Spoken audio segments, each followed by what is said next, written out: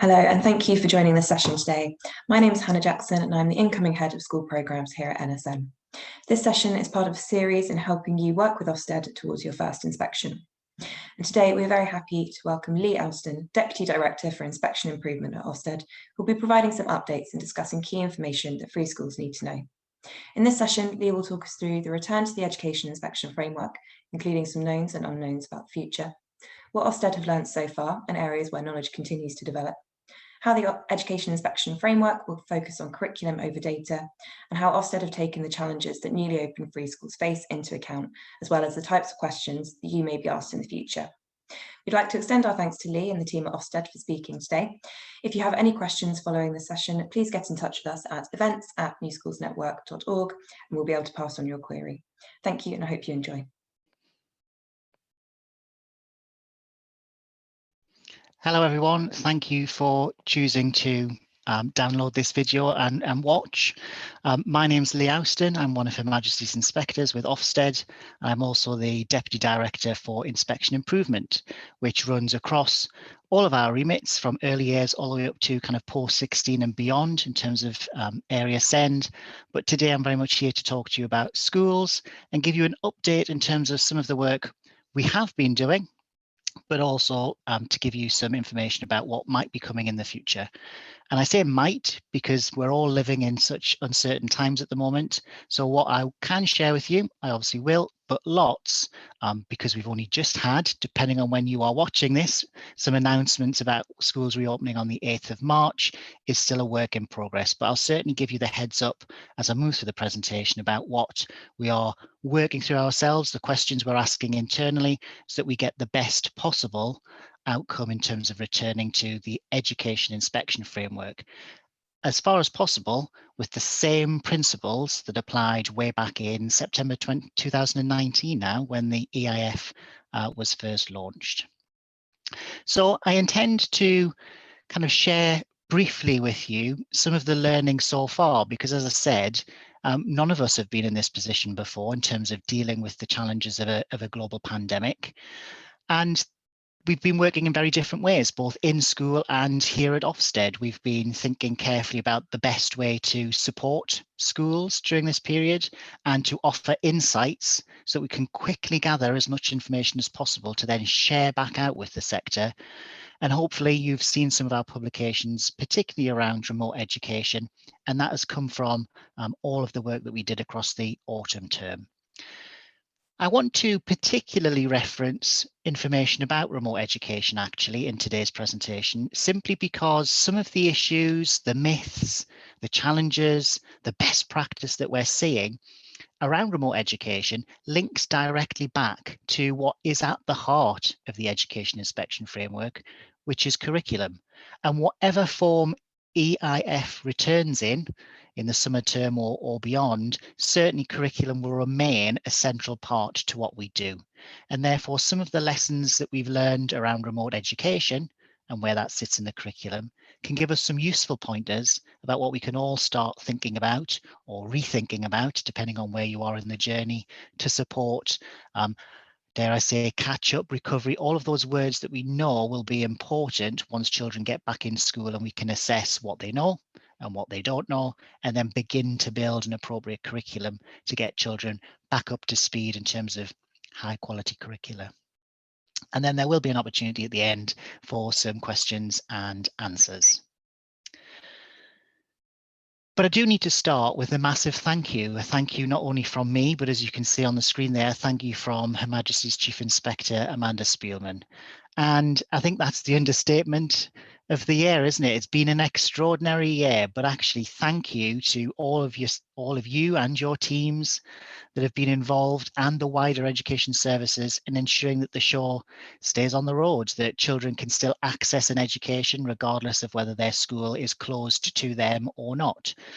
And I think it's important to recognise that within that, it's down to, really strong, committed and principled leadership alongside a really strong, committed and principled staff. And it's through all of those people working together that we can ensure that, this generation of children are not labelled as the COVID generation, and that all of our efforts, whether that's been since March, or the efforts that are to come kind of now onwards, are the best that we can possibly provide, so that they don't in some way have any negative impact, or as little negative impact as possible in terms of their future educational choices and onward journey in life. So what can I share with you in terms of the learning we've had across particularly the autumn term, where we undertook a number of interim visits, basically to gather insights that we could then share back with the sector. And you can see there some of the publications, whether it's our commentaries on COVID-19, whether it's Amanda Spielman's annual report, but also some of the other pieces of evidence in the bullet pointed list that you might not be familiar with. Our extensive literature review. What do we already know about remote education that was undertaken by our research and evaluation team, as well as some very specific surveys undertaken on our behalf by YouGov around parents' perceptions, teachers' perceptions, as well as getting insight from our inspectors themselves about what they were building up a picture of in the number of visits that they were doing across the autumn and the spring terms. And what do we know about remote learning? Well, it certainly hasn't been easy, has it? And I think as an inspectorate, we fully recognise that it has posed considerable challenges, not only in terms of access to technology, but actually also access to peace, quiet and space, dedicated areas of the house where children of whatever age can access whatever form of education their school is providing and be able to concentrate on it and give it the focus that is certainly needed. But there are also other challenges, aren't there? Challenges of how to motivate a child when they're not in a classroom and they don't have their peers around them for support, or they don't have the usual support mechanisms in terms of a teacher, a teaching assistant, or simply the supportive environments that we know schools create in terms of words on the wall, dictionaries in the corner, which, we would love to have in every household in terms of a dictionary or access to some form of reference, but that just simply isn't the case. And the biggest task of all is perhaps, trying to get children to be self-motivated and to turn off the Xbox or put down the iPad and actually engage with the lessons, whether they are synchronous or asynchronous, live or not live, that schools are preparing for them. But let's be under no illusion, while actually it has been a huge challenge to switch to remote education, particularly this term, because we know some schools were affected to various degrees across the autumn, but certainly every school has had to do that from January, the return after Christmas. It's really hard, isn't it, to maintain the pace and precision of curriculum delivery, that thinking, that leadership intent that we knew everybody was working through before the pandemic hit. And when children are away from their peers and their teacher, we know that they are susceptible to lots of temptations. And it's therefore a big ask on leaders and staff to keep education going. But let's be honest, while it's a stopgap, while it's a useful mechanism in current circumstances, and it's a lot better than nothing, it's certainly not a match for the high quality teaching that we know goes on in actual classrooms, in actual schools. So while the perfect should not be the enemy of the good, we know that it's certainly doing what it needs to do at the current period of time. Pupils are still clearly learning more than they would without such support, and there are some excellent examples and good examples of what schools are doing to ensure education that children receive is as disrupted as little as possible.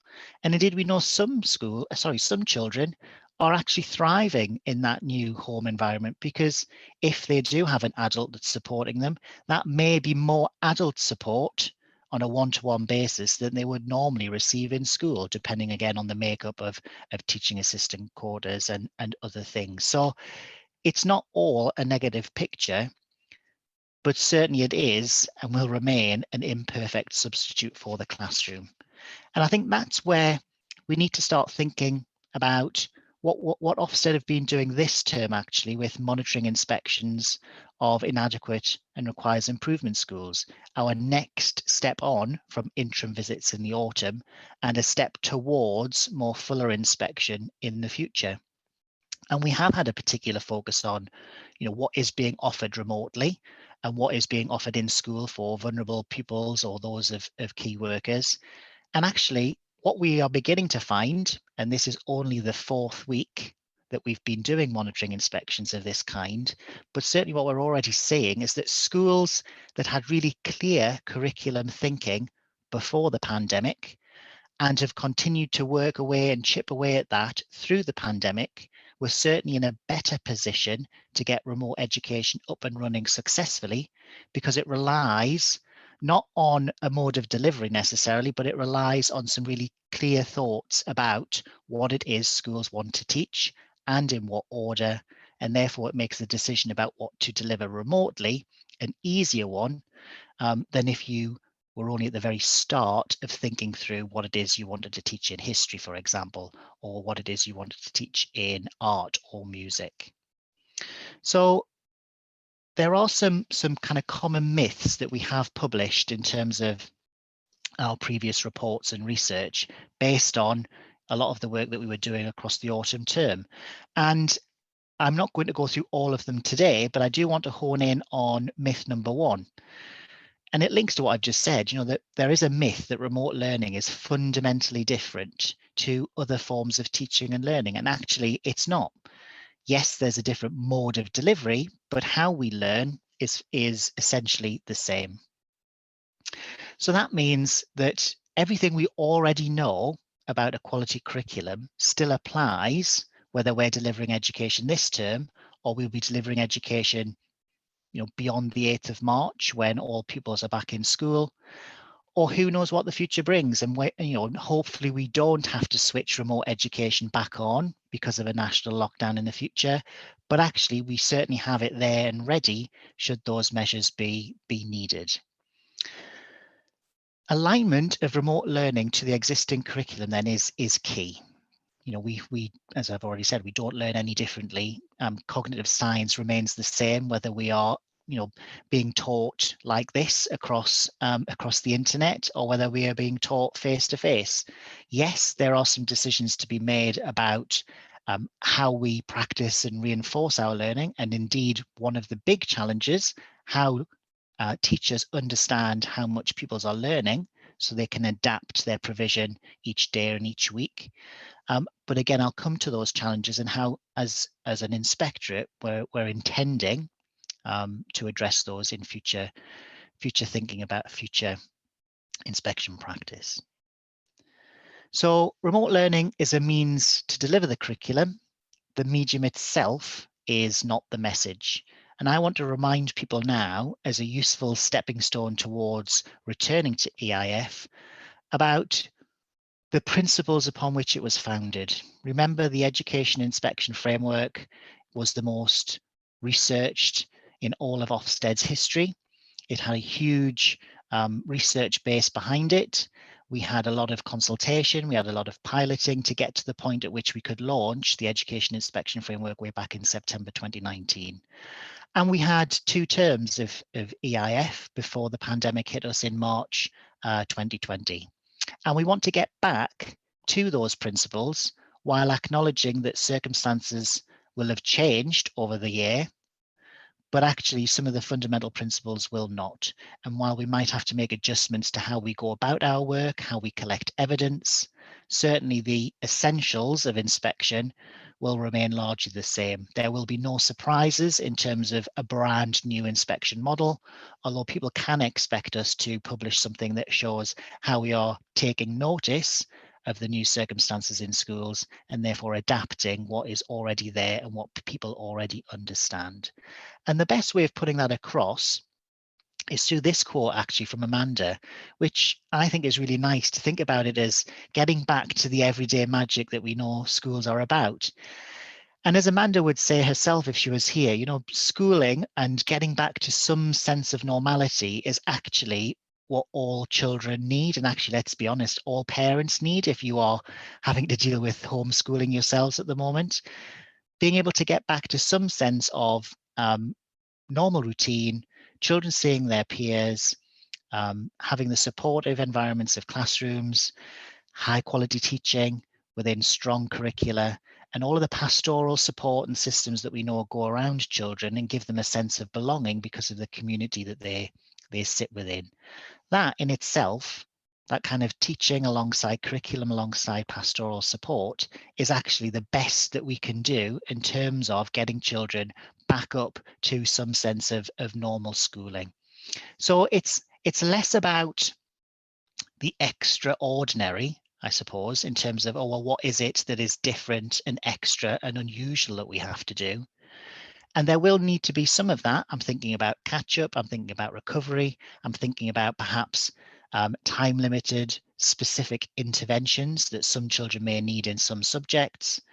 But for the large majority of children, actually just getting back into classrooms and some sense of what they were doing before and picking up where their remote learning has left off will be enough, but obviously not in all cases. And a reminder that obviously the education inspection framework, I've said about curriculum being at the heart, but actually there is also, through the EIF, no need to produce progress or attainment data. Now, that's rather relevant, isn't it? Because there won't be any statutory data, not for last year and not for this year. So it's a support, I suppose, because there will be no statutory data for Ofsted inspectors to fall back on. That doesn't mean we're going to put extra demands on school staff. We're not suddenly going to say, actually, you need to present us with information yourselves in terms of that. You know, the principle of the EIF was to reduce unnecessary workload, was to stop schools producing their own internal progress and attainment data purely for Ofsted purposes. I must add here that if you find that kind of information useful in school because it supports you as a leader, as a teacher, or as a governor perhaps, then that is perfectly within your rights. I suppose this is just restating the fact that as an inspection process, we will not be asking for that information. That doesn't stop you talking us through what you have learned from gathering that information yourselves, but certainly we will not be going back to inspection practices where we take it all away as inspectors, write down a summary and make some kind of judgment against it, because that is an old inspection framework, not the education inspection framework. The discussion then will be about curriculum, and to be able to plan out a well-sequenced, rich, fulfilling curriculum, it does require well-trained and well-supported teachers. And to ensure that children receive the curriculum that is right for them, it will rely on, really strong assessment practices. Now, assessment, as it says there, is not an aim in itself, but actually assessment when children return to school from a period of remote education is really crucial. If not only to understand how much of their remote education they have learned, what is it that they do know and what is it that's still, or where are the gaps remaining? And in a way, there are kind of two forms of assessment, and it's important that leaders understand and staff understand the limitations of each. There will be the kind of assessment that schools want to do that gives some sense of the learning loss. It may be, a test of reading age, but actually a test of reading age may tell you that, for example, a child is 9 months behind their chronological age, but actually that doesn't tell you as a member of staff what you need to teach next in order to plug those gaps and help that child catch up. So in terms of catch up and redesigning a curriculum for where children are on their return, does need that kind of second kind of assessment, that formative assessment that understands what children do know, but importantly, what they are still yet to learn, so that we can build those opportunities back into the curriculum. And there is no one size fits all. How we approach a mathematics curriculum will look very different to, say, a history or a geography curriculum. One, mathematics is very hierarchical. Some would say it's easier because of that to pinpoint what children do or do not know, because there are kind of more building blocks that progressively kind of move up the progression ladder within the subject. Whereas history and geography and other subjects are like that, are more cumulative in how we attain knowledge, and therefore there are perhaps more decisions to be made about the order in which we teach things, whether we leave some things out of our usual curriculum because we know the concepts within them will be covered at another time, and that might be enough. We might not need to cover them in as many or as frequent an opportunity as we have in the past. Again, depending on the thinking you've done around your curriculum, and knowing as a starting point, obviously, when concepts are first touched upon by pupils and when they come back to reinforce them. So the conversation, in the future in terms of EIF will still be around curriculum. And because we use those words around intent and implementation and impact, it may be that leaders' curriculum intent has changed because of the pandemic. I mean, it's likely to have done that. You will still have the ambitions of the curriculum you had before, but your intent, maybe over a short or medium term, will be to get pupils back onto that as quickly as you can. And therefore, your intent as a leadership team in terms of the curriculum you're offering may have changed, but it's then up to inspectors to get underneath what you mean by that, how it is being implemented in practice. And the impact simply means whether it's making the difference you intended or not. It is not a reference to statutory outcomes or to data spreadsheets, RAG ratings that we know some schools still do that may be useful to them, but certainly is not part of the EIF inspection process. So I think this is a really useful slide to kickstart people's thinking about, okay, what will Ofsted be doing? What do I need to think about? And you certainly don't need to be thinking about all of these things simply because of Ofsted, because it's just generally good curricular thinking. Well, perhaps we need to refocus on what is the most important knowledge. We're not going to regain the time that pupils have lost, so we need to make the most of the time that they have left, depending on what year group that they are in. We also need to give the most powerful knowledge sufficient emphasis. So is it that we need to go back to some of the topics that we're teaching and then ensure that pupils have frequent opportunities to see that in different contexts or at increasingly higher levels. And we also need to deliver chosen content in the correct sequence. And as I said before, the sequence might need to change, as might the approaches to teaching. For example, do some topics need more direct teaching than they did before, simply because the gaps or what children don't know has widened? And we shouldn't be afraid of the bottom point either. It is perfectly legitimate in terms of the learning process to repeat, to embed, to recall, and to practice. And I often use the example of reading and equate that to, artists, musicians, sports people. They don't get anywhere without constant repetition and practice, and therefore to get better at other aspects of the curriculum are no different. You still need to practice and embed and readily recall, because that's the kind of getting over the learning and forgetting curve and constantly being able to bring that to the fore and increase it in terms of a different context or a different level.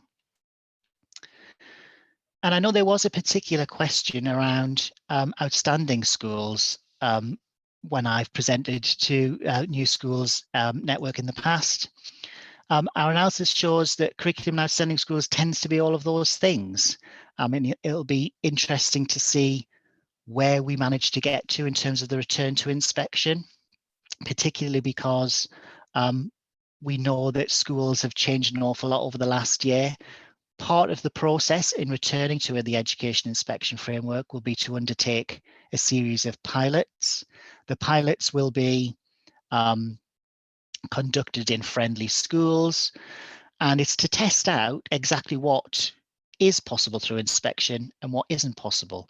And if things aren't able to be collected in terms of evidence, how do we ensure that we still have something that's valid and reliable and fair to schools? So I think part of that will be seeing whether outstanding schools in the past through our piloting process remain outstanding. Do good schools remain good? And if they don't, what is it that's preventing them being the same as they were pre-pandemic? And we would obviously need to build something in to ensure that there is parity and fairness there, adjusting, for example, maybe our transition statement that was due to run for another year until the pandemic hit? Is it that we need to extend that when we return to try and smooth over those initial challenges that we will all face? Whether that transition statement is around allowing further time for schools to think through their curriculum, or whether the transition statement needs to move away from the thinking and more towards the impact. And we won't see the impact, will we, of a curriculum for a long time? And certainly there won't be the usual mechanisms to see the impact. I use statutory data again as an example, and maybe the transition statement needs to be there to acknowledge that the impact of all of our work will perhaps not be seen for a little bit more time yet. So what challenges remain? I've already talked about curriculum alignment. Obviously, if we have to continue with some form of remote education, then there will continue to be issues of access, although those decrease as time goes on. But we also know there are particular groups, regardless of remote education, that have been particularly hardest hit. We know that provision for special educational needs and/or disabilities is often tricky through remote, and therefore potentially the gap in knowledge will have widened for those individuals. And equally, remote education perhaps doesn't work as well for the very youngest pupils because they need some form of adult intervention and support to be able to access their learning to the level that would allow them to absorb new knowledge, recall it, or embed it. And feedback and assessment will be crucial. And again, depending on the age of children that you teach, but perhaps practical and vocational subjects will need some further thought because it's often the practical aspects that cannot be delivered online or through paper-based packs and the rest. So again, trying to think about where those gaps have been and picking up on them as quickly as possible.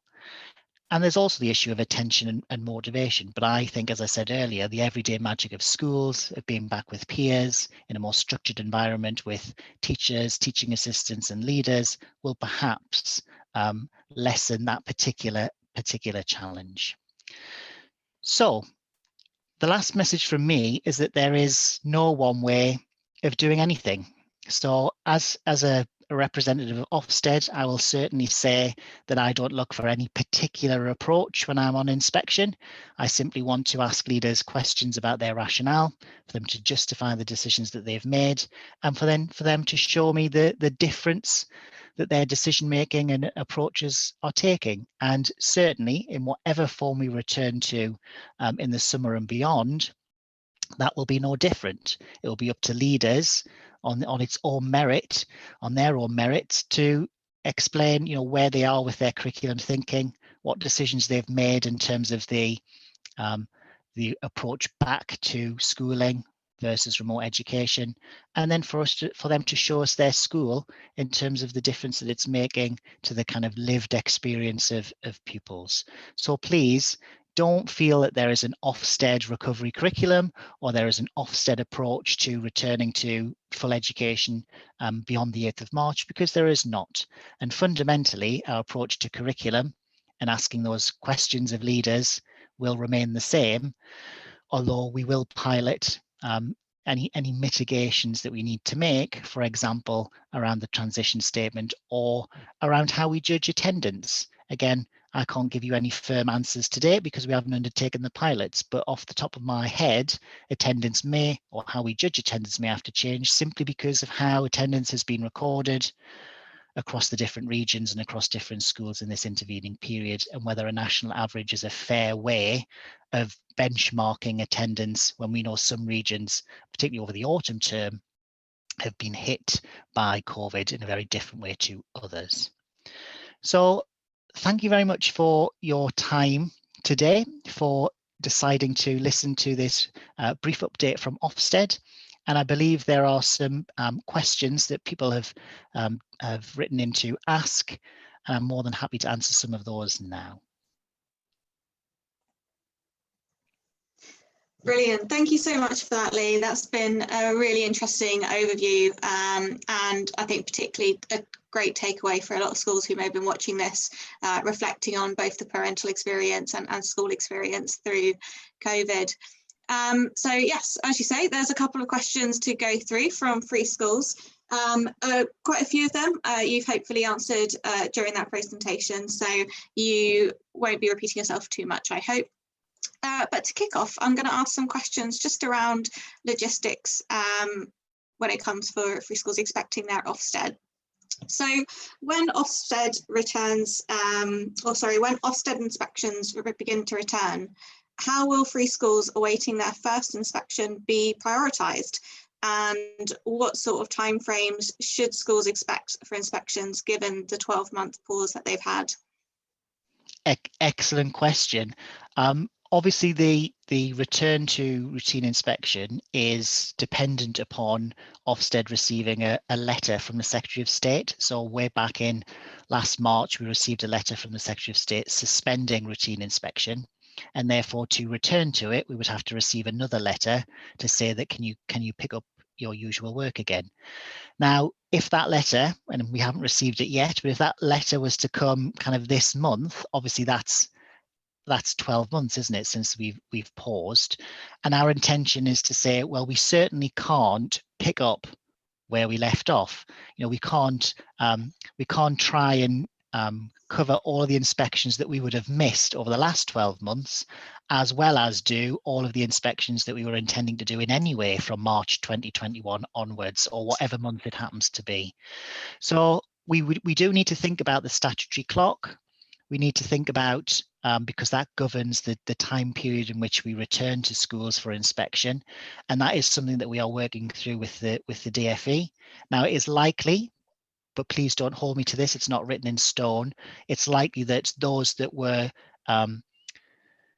closest to a deadline, if you like, so those that were closest to going over the statutory period before inspections were suspended are the ones that we will return to first. So, for example, if your window for inspection was due to end at the end of the last academic year, then it's likely that we'll want to pick that up fairly quickly before the end of this academic year, if we can return to inspection in that period of time. And beyond those broad parameters, I'm not actually able to kind of give anything definite today, other than as soon as we know what the statutory window looks like, we'll then try and write, whether it's in our handbook or whether it's as an update, out to the sectors so that everybody is well aware of obviously the work that we're doing and what it means in terms of the timescales that they can expect an inspection. And as we all know, they're quite broad parameters. We're never specific in terms of a month or even a term, but certainly we'll set out the broad parameters in terms of, well, if you were expecting inspection between here and then actually in the future it will mean you can expect one between this date and that date. And I suppose that's probably as much reassurance I can give at the moment on that particular question. No, thank you very much. That's been a clear answer. So thinking about as schools reopen and pupils begin attending school again, and this question around how schools should be reflecting on their curriculum offer, bearing in mind what pupils may have been missing out on. But thinking about newly established schools in particular, the free schools that opened in 2019 and 2020, the impact of national lockdown has meant that even with the best laid plans, there has been little time for them to embed core strategies as they would have perhaps intended at this point in the school's journey. So how will school closures and efforts during lockdown be taken into account for the future inspections? Yeah, another really good. Oh, you're breaking up a little bit, but I think I got the gist of the question there. And I suppose it's reflecting on how we're working this term as well. So this term, we've been visiting inadequate schools and schools that require improvement. And one of the questions that we ask, or one of the themes that we pursue, is trying to get a sense of where leaders have managed to get on their improvement journey. And while new schools certainly won't be in the same position in terms of inadequate or RI, certainly they are on an improvement journey, aren't they? Simply in terms of setting up their new school systems and getting established as a new community. What we've asked is, can you just tell us where you managed to get to by March 2020? How much have you managed to do across the pandemic period? And can you tell me kind of where you are now and how you see whether you're priorities have been adjusted over the last year. You know, what is it you want to work on, and how do you see kind of the next term to a whole academic year panning out? So we're being very realistic, you know, very pragmatic in terms of recognizing that leaders' attention over this period hasn't always been on improvement, nor should it have been in some situations, simply because of the challenges that everybody was facing at such a rapid pace, you know, having to pick things up fairly quickly and develop new systems, which obviously took the priority in terms of making sure that pupils and communities were safe. So yes, we will build that into any future inspection model, so that, as I said in the presentation, schools are judged, you know, fairly and consistently in terms of whatever the EIF framework looks like at that point in time. Absolutely brilliant to hear. Thank you for that. And I think we've got enough time just to squeeze in one more question, if that's okay. Great. Yeah, absolutely. So hopefully, touch wood, this won't occur, but if national restrictions are eased and we enter into local restrictions again, how will local restrictions be taken into account if a school is in a higher tier, per se? So for example, will in-class observations occur in that scenario? Yeah, so if we think back to when we were in kind of a tier-based system of restrictions over the autumn, we certainly worked in a different way. So if we have to return to that kind of system of restrictions where there will be differences across the country, then we will think carefully about the evidence that we collect. Certainly in terms of the quality of education, people often, you know, refer to kind of the three main ways of gathering evidence: talking to pupils, looking at books, and visiting lessons. And actually, as long as we can do two of those three things, we know from our research now piloting of EIF, we can still come up with a valid and reliable judgment. Now, sometimes we face challenges in schools about not being able to visit lessons for safety reasons. But actually, we've still been able to talk to some pupils, whether that's remotely or whether they've been spaced out in a hall, or we've actually been able to look at books, because, you know, we wash our hands before, we wash our hands after, and then schools make a decision about whether they quarantine those or not. So we have come up with ways of managing the evidence collection process. We also have a more flexible deferral policy that's been operating since September. So actually, I would encourage anybody in the future who, you know, does receive that telephone call to say that an inspection is imminent, that if they are dealing with particular challenges, if we are back in a tiered approach to restrictions, that they reflect on what that means and tell the lead inspector straight away. And we are kind of being very sympathetic to the situation that leaders find themselves in, and either deferring the inspection or certainly rescheduling it for a more appropriate day within the same week. All right, thank you so much for that, Lee. And here's hoping that we won't be finding ourselves in higher tiers again. Absolutely, fingers crossed. Brilliant. All right, well, thank you so much for your time. I'm going to end there. Right, I'll stop then. Thank you.